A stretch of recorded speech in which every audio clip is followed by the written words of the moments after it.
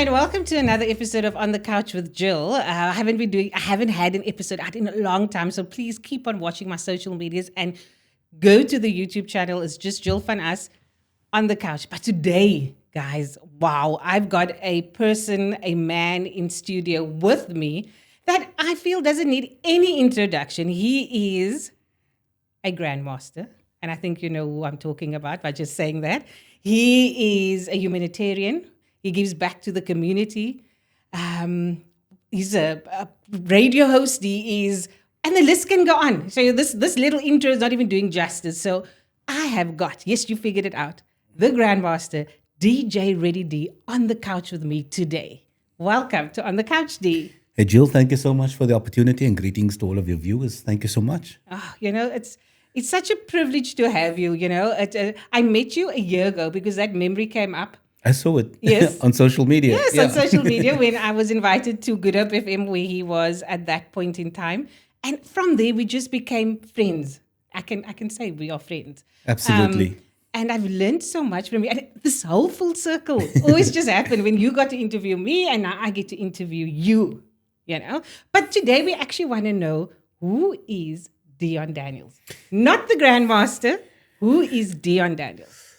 Sure. Deon Daniels. Ek is my massikind. Ek is my massikind. I always tell people, look, I'm just a bra from Cape Town, Cape Flats. There's such a long story attached to the name. But I think as far as Deon Daniels goes, I think I'm as average as they come. I was a little kid with a lot of hopes, dreams, and aspirations, not sure where life was going to take me. Just rolled with the punches to see what the outcomes were going to be. And thankfully, through the guidance and the grace of the Almighty and the people that He put within my circle, I think with all of that combined, it took me to certain points and places in my life and around the world. Could it also be maybe the era that you grew up in? Also, there was a lot of uncertainty in our country, in the world at that point, because a lot was born out of that, if I could say it. A lot of your highlights in your career was born from the... And we welcome Yoko on our set as well. This is Dee's little baby, the new grandchild of the family. I hope the viewers don't mind. No, they don't mind. She's just all around. She's so sweet. So you were saying, I was saying that, is it maybe the era you were born in that also brought some of the highlights in your life? Absolutely. I think it's got a lot to do with that as well. So, I always tell the story of us being among the last people to be forcefully moved out of District 6. We were relocated into Lentegeur, Mitchell's Plain. And as you said, during that era, things were very different then and different from a technological standpoint and how we connect and communicate with each other as well. Yes, we had telephones, but there was no cell phones during the time. We had no internet. So the communications and the pace at which life moved was differently then as well. So there was a whole lot of things that unfolded in my life, such as my father passing away just before we moved out of District 6, landing up in Lentegeur. You have to find a new way, a new path. You have to find and learn a new way to travel. Because in District 6, it was about 5 minutes to walk to school. Then you in Lentegeur, then you have to figure out how to take a train to travel all the way from Mitchell's Plain to Cape Town. So my sister and I, we had to figure that out. We were still in primary school. My mom practically woke up at 4, left the house at 5, had to walk to the town center to go and catch a bus. So that was, I would say, how part of our lives were transformed. And with a lot of that, it was trial and error, touch and go. So a young lady without parents, mom was, of course, at work. By the time that she got home, she was so tired. It was late already. She must still make sure that, she cooks. Yeah. We are being fed. And then she's got to get ready for the next day at work. So as a young lady growing up, of course, you're going to get into some hectic stuff. And at a certain point, I used to move with some of the brasa that wasn't too lekker in my life. So I kind of went off the path. Yeah, correct. And then what brought you back from that, all of that? What brought you back? And how was, when I came to your studio the very first time when I met you, Gary said to me, "Oh my gosh, Joe, you got to tell this man." I said, "Oh are you talking about? He says, it is the Grandmaster. He is behind Prophets of the City. He is behind Brass of the... I said, what is all the stuff you're talking about? And then I saw when you said invite him in, when he took your hand, I could see that awe that he looked at you. Like, that here is someone that's maybe slightly younger that looks up to somebody that has maybe paved his path in the things that you've done and said. How did it all come to that point? How was all of that born? Yeah, sure. So the turning point in my life came through hip hop culture and the music and everything else that comes around that dynamic that kind of affects and influences youth. And when I say hip hop culture, I'm not just speaking about the music. So I just want to give people some context. So when we say hip hop culture, we're speaking about 5 elements. That is breaking or breakdancing, the art of DJing or being a turntablist within hip hop music, the art of emceeing. People know the MC as being the rapper.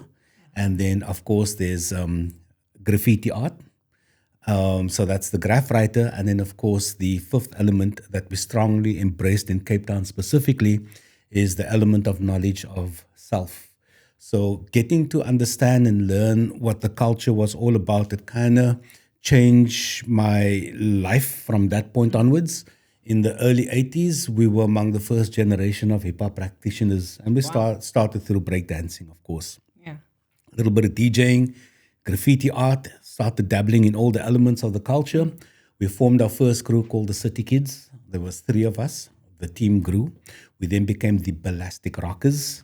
And I'm going to just go through a timeline very quickly because if I get stuck in a certain era or with stories, it's going to take forever to get through it. I'll grab something out of that. So during that period, we were still in the days of apartheid. And just to fast forward through that timeline, we then ended up in a matinee club called Teasers.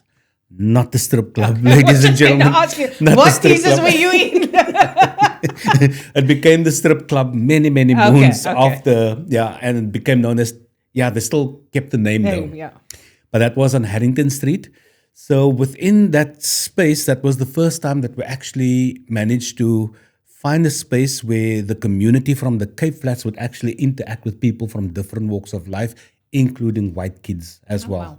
That was my first interaction with white people. So that made me very, very nervous, extremely nervous. I was like, but die boere gaat te stoek up, for dancing with this white like this, the Joel and all of those things. So that happened. And the reason why I'm pointing that out is that is practically where a lot of groups were birthed and born out of that scene. So Teaser shut down. Then it moved to 88 Short Market Street, where Club Destiny is right now. Okay. That same space, that was the base back then. So the base was kind of like an escalation of what was established in Teasers for youth culture in Cape Town City, and specifically hip-hop culture. And this made an impact throughout the city and throughout the country as well, and across the continent as well. So within that space came Prophets of the City. Yeah. That's how POC was practically born. And out of POC, I'm just going to fast forward through a timeline, a 10, 12, 15-year timeline very quickly. Out of that was born Brasse van die Kaap, because some of the guys that used to be bouncers and other crews in the base environment or in the ecosystem, such as Mr. Fat and Hummer and all these guys, they were in other crews. We then managed to get BVK, birthed out of that. Out of BVK comes the Beat Bangers. Yes, that's where we're at now. Correct. The Beat Bangers DJ Academy, guys. We're going to get into that later. It was first Beat Bangers, the DJ crew, a turntablism crew. Okay. So instead of having one hip-hop DJ, you have 2, 3. We were up to 5 members at one time, all DJing together at the same time, doing routines and all these different things. And this is all through the artistic, I would say, and creative components of hip-hop culture. And I saw the Grandmaster and DJ Azul. I had the privilege of seeing them doing a demo, and I was in awe. I stood there, I was like, oh, can you do that? It was just amazing how you guys gelled together, how you knew exactly what the next move was going to be. It's almost like cooking, when chefs are in the kitchen, we know what you need, what is the next move if you're in sync. Yeah. And that was so pretty to see. can say use pretty, but it was beautiful to All see good, all good. how it just came together. Correct, yeah. You know. So you also, in a previous conversation we had, you said that the support didn't really come from Cape Town for Brasa van die Kaap and POC. You got it more abroad. I know Yeah. maybe I'm touching a nerve, but No, you not know. at all, not at all. There was support from Cape Town City, but it was in a different form and fashion. So when we needed to make the national and the global impact, we had to leave the city for that. So I would say, in terms of how we were received at events and festivals, people were more forthcoming outside of Cape Town City. POC had its, I would say, mega moments across the country during that period and time, because POC was a completely different. POC was a very different entity to Brasa van die Kaap, although the aesthetics were very similar. Okay. So POC had its run until they became banned in South Africa. Yeah. So the Can you just explain why they were banned Oh, yeah, for people that don't absolutely. know and that might just, you know, from my era, we don't know why they were banned. We don't know what actually really happened, because I really went to high school post 1993, 1994. That's when I got to the end of it. I wasn't there throwing the stones and doing what I need to do, you know, doing my part for freedom. So Yeah. why were they banned? Prophets of the City, by nature, became a very dominant force when it came to speaking out against the evils of apartheid during the era. So the group was known for its activism, and also, I would say, the very raw, undiluted way of addressing these matters through the music. It was extremely explicit. We mentioned names, we mentioned different accounts. The first album that we released in South Africa, it was an album that kind of sounded like we were playing it safe until you got to a song called Murder on Stage. So that kind of tells you what POC is at its core. We recorded our second album. We kind of pushed the music envelope a little bit more, but then things started to become intense, really, really, really intense in South Africa. Our country was literally burning. People were being assassinated. It wasn't safe to speak out against the government or to be an activist during that time. Then our third album dropped called The Age of Truth, and we recorded that album up in Bophuthatswana and Bob Studios. And that time, South Africa was really, really at its breaking point. And the interesting thing is, we were on our voter education tour while recording the album up in Bophuthatswana. So that voter education tour was teaching people about our democracy that's coming, also teaching people about why they should vote and how they needed to vote as well. And at the same time, we're recording this album, and this album is really, really hard. It is rough. It is abrasive on the ear. But I think it was truthful. And necessary for the time, perhaps? Absolutely, it was necessary for the time. The word got out into the industry, and then it was like, no. We all fighting for a Gumbaye moment, and here these freaking kids from the Cape Flats with two brassa from Joburg are speaking about black consciousness and revolutionary stuff, and warning people not to get too comfortable, although there's a democracy coming, because there's challenges beyond the democracy. And that ended up getting us banned. And from which TV. actually speaks the truth of the time we're living in even now. There we go, prophets of the city. So we're actually speaking the truth about the time we're in now. If you really look at it, like you said, prophets of the city. Correct. Yeah. You see, the thing with prophets of the city is we managed to travel, and we dug into literature, into books, and we connected with a lot of people that gave us a lot of guidance and a lot of knowledge as well. Of course, we contradicted ourselves. We were young men finding our way through life. We made a lot of mistakes on that course as well. But I would say all the key components of what you are able to, I wouldn't say predict really, but what you can foresee coming. Yeah. For us, all the signs were there and all the red flags came up. And one of our biggest concerns was that our liberators do not become our suppressors and oppressors. We always said that back then. And as you've pointed out now, look at where we are. now. Although, we must give credit to all the wins that we've had through democracy as well. And I think the biggest win is definitely the ability to move and to seek opportunities, although it is extremely tough in this day and age. Very tough. But here we are. So that's a little bit of the Prophets of the City story. So out of POC comes BVK Brasa van die Kaap. Yeah. So Brasa van die Kaap started to focus more on our language and our dialect that we speak in Cape Town City. People would call it Afrikaans, some people would call it Afrikaaps, but that's kind of in the pocket that Brasa van die Kaap sat. Yes, the group was revolutionary and they were very, very politically, but it wasn't up in your face. There was a lot of humor that came through it, but there was a political and social and conscious agenda behind Brasa van die Kaap. So the irony was BVK couldn't even get a gig at the school carnival in Cape Town. The minute BVK leaves Cape Town, they are performing to 10, 15,000 white lighties in Potchefstroom. The stronghold is in Pretoria and Bloemfontein. Then they on a festival where there's 25,000 people going mad, losing their chops. Game boss. Yeah, completely. You're back in your combi, you come back home, Nothing. Nothing. so that's the irony. It is the irony. And here we sit now, and the BVK documentary dropped not such a long time ago, and here's the irony again. The documentary wins awards overseas. Kaapstad, crickets, nothing. Nexi. It's Nexi. I know. very interesting. Azul was there was it in Italy? We were there in They were in Rome. Rome.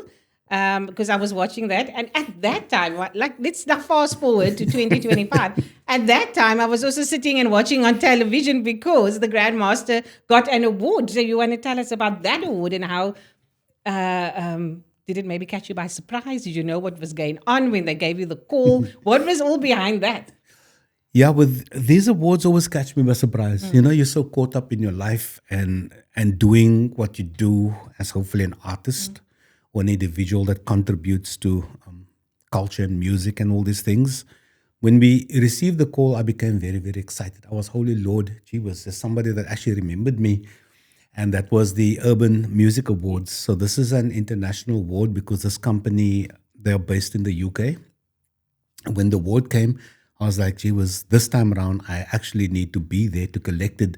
Because all the previous awards, I was never present to step up, to go and receive the award. You're either busy or you're on the other side of the world. So everything else, you know, was collected by other people on my behalf. And I told my wife, look, we need to go. I need to go make myself present for once. And that was practically the Urban Music Awards. And at the same time, then BVK wins an award as well. So I think the documentary is now sitting on its third award. Wow. And the filmmaker, Lauren Scholz, I mean, big respect and credits to her as well. As a filmmaker, you know, she's kind of won those accolades out of making that documentary. And she brought it to the core of what it is all about, you know. Absolutely. She spoke the truth, the raw. It was almost, not the raw, but it was there. It's in your face, kind of. Yeah, the Brasa van die Kaap documentary, for me personally, is something that I did not want to do. I didn't want to be a part of the process.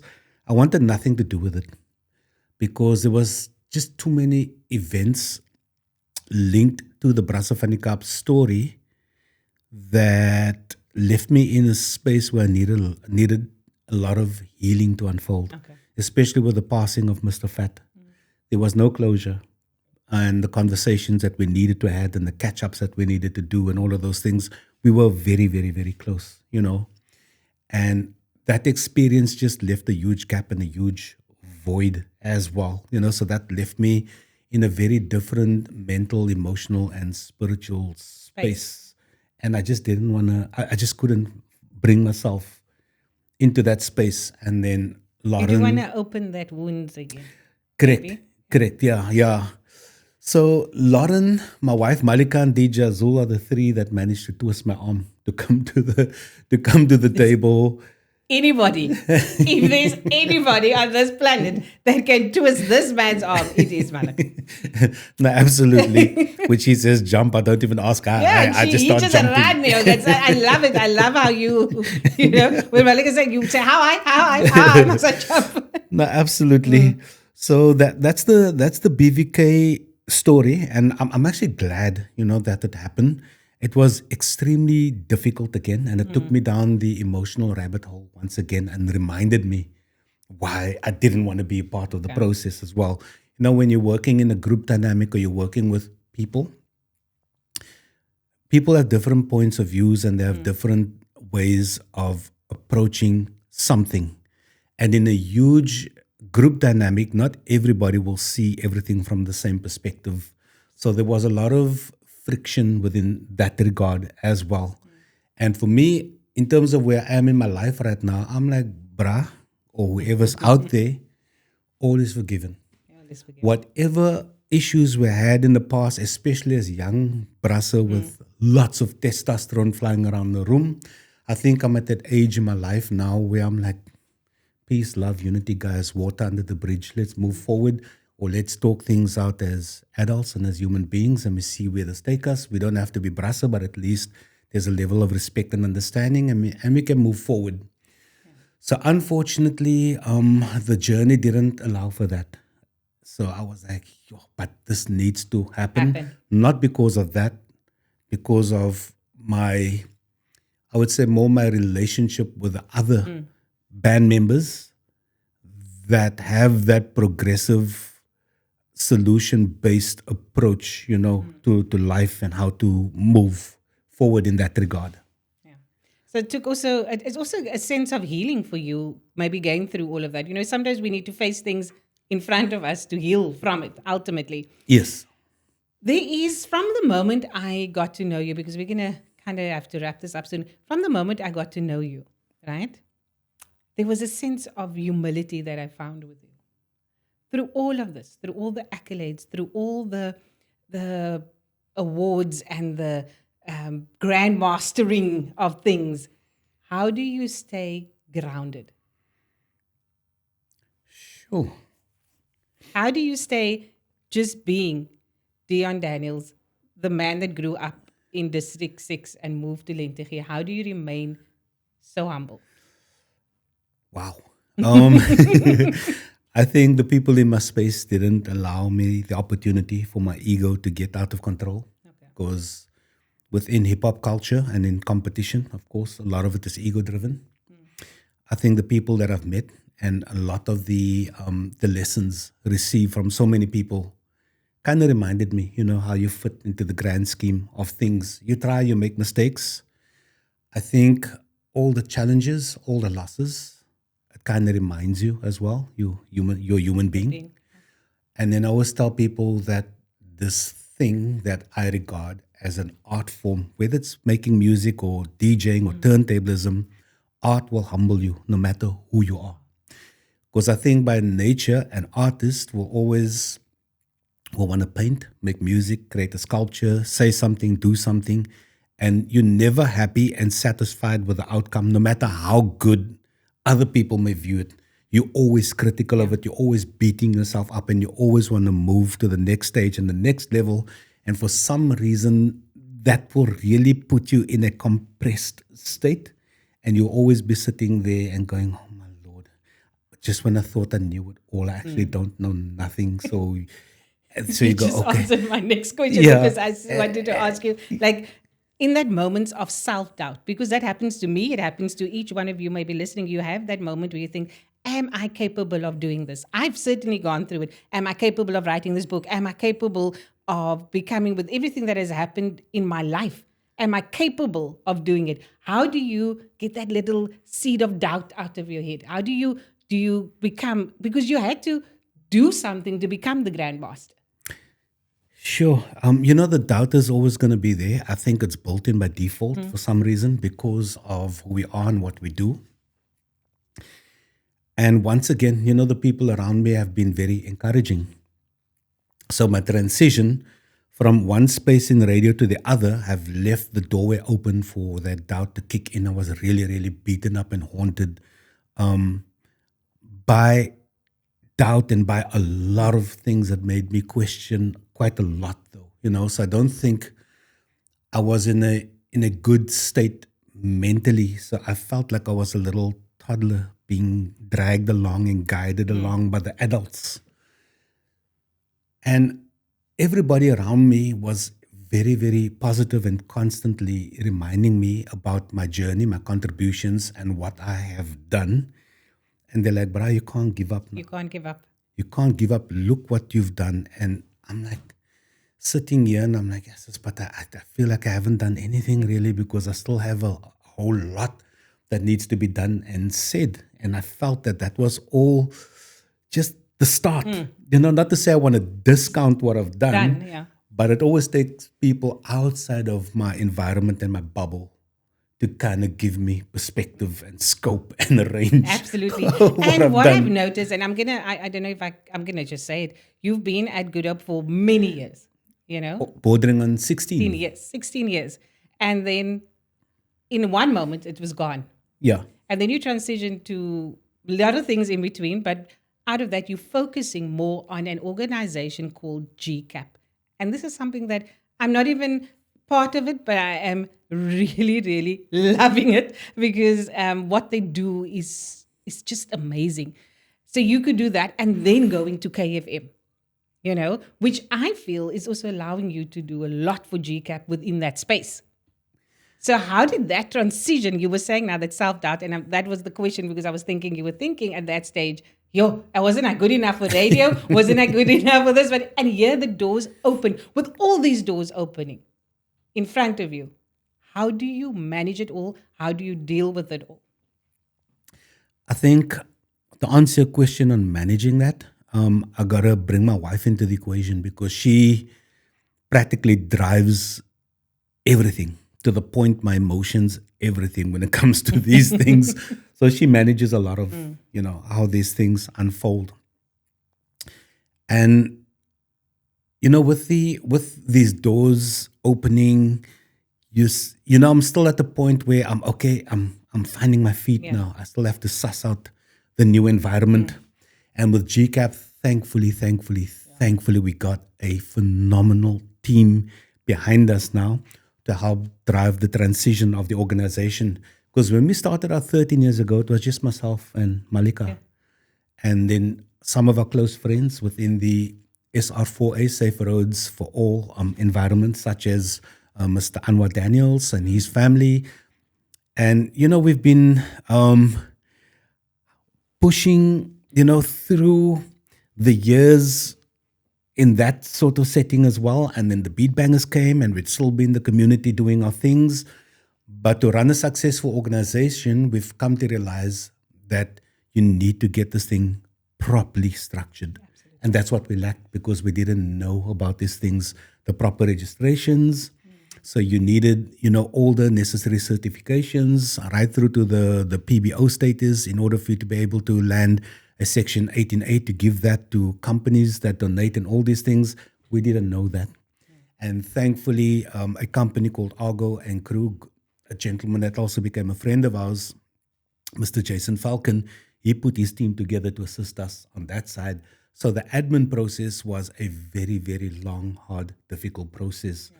And then Malika was sitting on the other end, handling like all the complicated stuff. But now you got the guidance of an experienced team in the admin sort of section. Yeah. And in the background, all of those things are happening and you still need to be active on the ground. You need to make sure that you're in the community, the programs are running, there's consistency, and then there's movement in the board. Yeah. One board member leaves, another one is Hopefully coming on I board. can join in there somewhere. All the admin. You had your experience of the project in Claremont last year. It was phenomenal. It still, in a way, not haunts me in a bad way, but just seeing these children and the difference that they made, we all made when we came together in these little kids' lives, just with a packet of chips, a braai that we do on a weekend so easily, and the sense of community. I wasn't sure how things were going to run, and I had Gary and my nephew was with, and I packed in food because I wasn't sure how it's going to work because I didn't want to take anything away from the kids. But the moment when we all sat together and we ate with the children, that was so precious. And that is the change that we want to create. So if you want to find GCAP, please find them on Instagram. Reach out to us. I'm saying to us. Please say us. Please say us because we are all, contributing and we're all in the ecosystem, to help these communities and our children. Yeah. Although it's somebody else's child, but we say our children Yes, because it takes a village to raise a kid. absolutely. And we lost that over the years. So we're going to have to wrap up soon, Ade. But there is a question I would like to ask you. Okay, If you can change the world, sure. right? Why and what will it be and why? And yes, we all want world peace. So we're not doing this Miss South Africa thing of saying we would like world peace, right? But we all want to have world peace. We're not disregarding that. But if there's anything you would want to change, what would it be and why? First and foremost, as a human being, we all want peace, Peace. for a lack of a better term. It might sound simple and cliched, but peace is extremely complicated. It's very, very complex on the one scale. And then on the other end, it's not. It's the simplest thing ever. All you have to do is just make a decision. Today I'm going to be rustig and I'm going to be peaceful. And it respect starts with you. 100%. As simple as that. I'm going to be filled with bliss, filled with happiness. I'm going to try to adhere to that, and then we'll have peace.